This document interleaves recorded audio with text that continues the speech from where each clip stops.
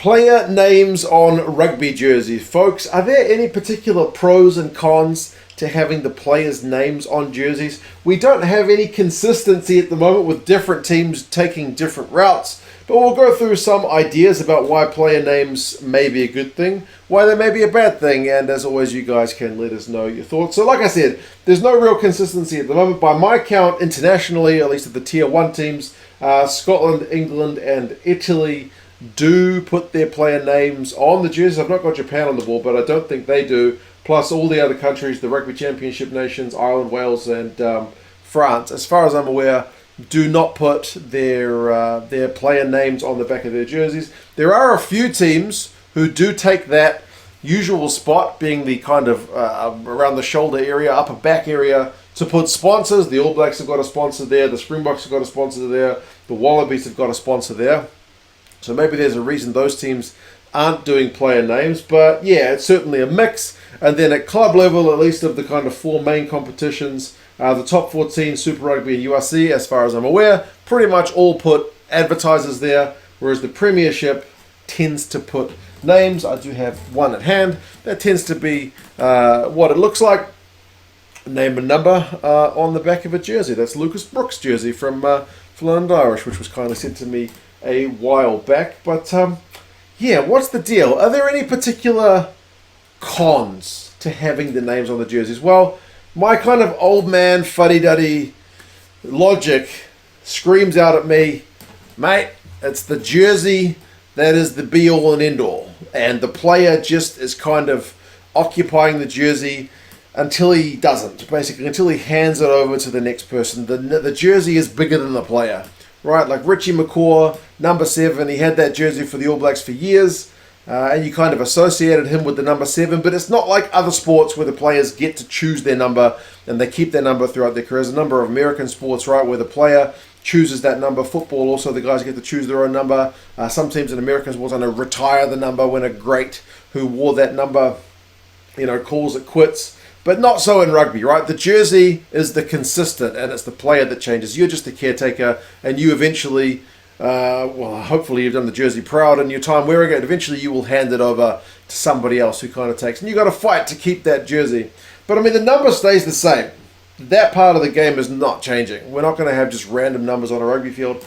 So apart from the fact that the jersey is bigger than the player, are there any real cons to having the player's name on the jersey? I don't really think so. I mean, maybe you're losing out on an advertising opportunity, but I mean, here's another one I prepared earlier, which has got an advertisement on the top, DHL. This is an old Stormers jersey. This is back when I was kind of, I think it was after the World Cup in 2019. Sia Khaleesi was wearing 6 for the Stormers, and I was like, I'm going to get me a Stormers jersey, and I'm going to pay the extra, whatever dollars it was, to get the number and then get 2 cents put on the jersey. Because I was a big Khaleesi fan at the time. I mean, I'm still a big Khaleesi fan, but he's not with the Stormers anymore. So lucky I didn't get Khaleesi put there, I guess. But I think it can work. I mean, obviously you probably want the names to be a little bit more obvious than what that is, because that's kind of small. But yeah, I do think that both of them can work at the same time. Now, what's the argument for having the names visible on the jerseys? Well, I think the main point that has been brought up is that you increase the fan recognition of players. And I think that is a good thing. You certainly are more invested in a game when you know who the players are. Like last year, I watched Drive to Survive, and I hadn't watched Formula One. Or was it the start of this year? The start of this year, over Christmas, New Year. I watched Drive to Survive. Haven't watched Formula One for years. I used to know all the drivers, back when it was Schumacher and Barrichello and all the old school guys. But I certainly lost touch. And when you lose touch, you don't know who these drivers are. Who's that smarmy guy? I don't know.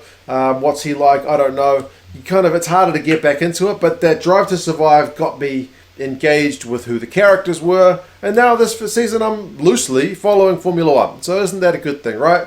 I think the same logic can apply. If you're a casual rugby fan, maybe you just tune in for the Six Nations or the World Cup or the Rugby Championship. You don't know who these guys are, but when you see them with their name on their back, maybe you start to remember that name. Once you know the name, if you just keep paying attention to the sport, you will, I think, build more into the game. So I do think that's a kind of easy way to get people to recognize who the players are. Like, how many games have you been to where somebody next to you is just like, who's that guy? I don't recognize him. It happens all the time, right? There's a lot of people, and you need casual fans. Casual fans bring money into the game. They help support the game, help grow the game. So it doesn't take that much to turn a casual fan into a diehard fan either. So I do think that is a particular positive. One thing, though, I've noticed with like Scotland and Italy and England at the moment, the names they've got on the jerseys are really small. They're not really like football does, big names on the jerseys. Maybe rugby is doing the kind of progressive thing with the names and then a little bit conservative by not making them too big. But I mean, as I said, maybe I haven't said, names on jerseys is not a new thing. It seems to kind of come in and out of fashion depending on what era you're looking at. There's certainly been names on the jerseys in the past, but at the moment we are getting some teams give it a try. The other potential positive is marketing. Other sports, certainly, you see people walking around with some famous name on their back, which is obviously not their own name. Like they're not walking around with 2 cents on the back of their jersey. Maybe it's their own name, but a lot of the time you will see people wearing the jerseys which have got the famous player's name on the back. Rugby doesn't really seem to do that at all, but I guess that is a potential marketing opportunity for rugby to sell jerseys with players' names on them, but it doesn't seem to be being done yet. Like, for example, England, who seem to be relatively progressive in terms of the name, like less conservative. Like, we always think of England, at least in this part of the world, as like not wanting to put new changes, like 20-minute red cards. No, they don't want it. We always think England is going to be a little bit more conservative with the changes, but it's the Premiership and England who are doing the jerseys with the names thing. If you go on England Rugby Store's website, I'll put a link down in the description, by the way, if you want to pick up some England Rugby gear. They were doing 70% off last time I checked, but have a check for yourself. Affiliate of the channel. You can customize the jersey, but they're not like promoting, get your Maro Itoje jersey, get your Marcus Smith jersey. That doesn't seem to really be a thing. It's just if you want to pay an extra, £10-15, you can get a name and number put on of your own choosing. If you want to put Itoje, you can put Itoje, but you'll probably just put something random, like what I put, probably your own name. So, yeah, it doesn't seem to be a thing. But I guess that is one bit of potential. So, I do feel like the upsides are more than the downsides. I'm trying not to be too much of a stick in the mud about the names being on the jersey. I do think increasing fan engagement, having been to a Super Rugby game recently where it was pretty sparsely attended, getting any kind of fan engagement, I do think is a positive, and putting the names on the jerseys, I do think that's a kind of easy win. So for me, it's not a big deal. But like I said, the majority of the teams at the moment, at least the Tier 1 teams, aren't doing it. The majority of them have got a sponsor there, at least from this part of the world. Japan's got like Toshiba at the back of the jerseys. The All Blacks have got Ultrad. So yeah, it's a little bit of a mixed bag. But it wouldn't surprise me to see things progress that way.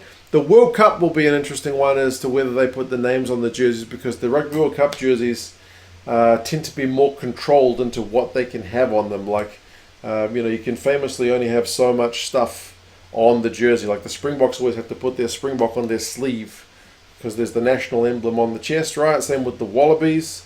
They have to split. One goes on the sleeve because you can't kind of hog all that space. You're not allowed to do sponsors across the chest, that kind of thing. So, yeah, it'll be an interesting one to see. But what do you guys reckon?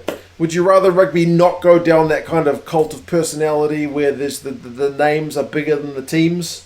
Or do you think it's, like me, kind of a good marketing tool to get people connected with the sport? You guys let us know your thoughts. And yes, I'll talk to you guys again soon. See you later.